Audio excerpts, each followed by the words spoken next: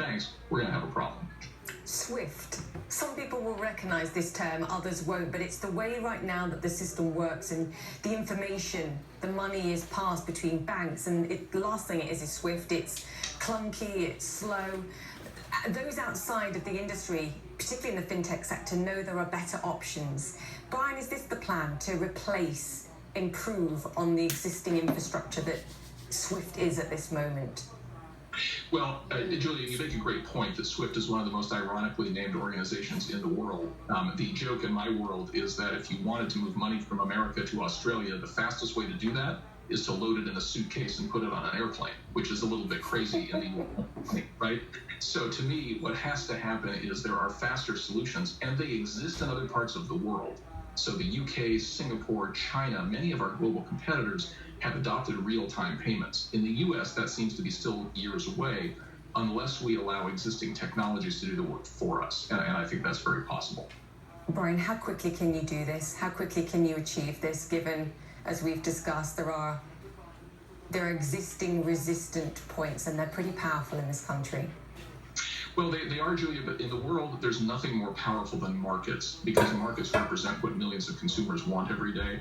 And so my job is not to build new payment rails. My job is to identify impediments that make it harder for people to get what they want and need. And at the OCC, we have an ability to do that.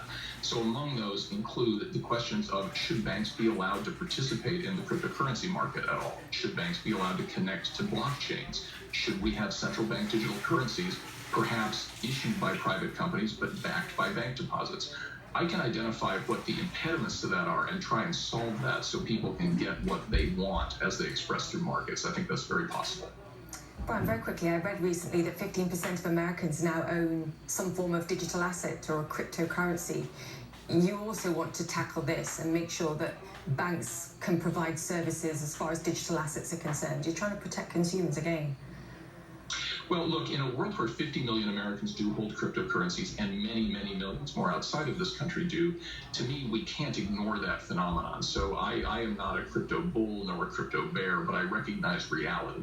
A lot of people have this stuff. They have it for good reasons, and we need to make sure it's accessible to them in the same safe and sound way that they can get their checking account. So that's our role, is to innovate as people change the way they consume financial services in the future. Yeah, I have to say, I find you a breath of fresh air, but I can see you're going to be a whirlwind to others. Brian, we will continue this conversation. Thank you so much for describing your role and what your plans are. We'll continue this conversation soon. Brian Brooks, Acting US Comptroller of the Currency. Thank you for that. All right, coming up. You heard that first. That was stellar news. Bull run, bull run, bull run. China's telecommunications giant.